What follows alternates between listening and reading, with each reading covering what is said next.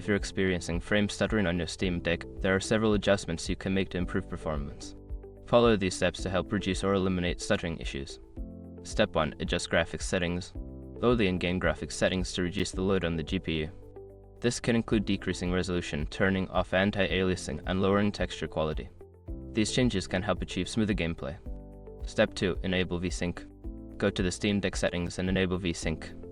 This feature synchronizes the frame rate of the game with the refresh rate of the display, which can help eliminate tearing and stuttering.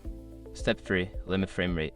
Set a frame rate limit in the game settings or through the Steam Deck's performance options. Limiting the frame rate to a stable number like 30 or 60 FPS can help maintain consistent performance and reduce stuttering. Step 4. Update drivers and software. Ensure that your Steam Deck software and drivers are up to date. Check for any available updates in the system settings, as newer updates often include performance improvements and bug fixes. Step 5. Optimize power settings. Adjust the power settings on your Steam Deck to prioritize performance over battery life. This can be done in the system settings under the performance options, allowing the device to run at high performance levels.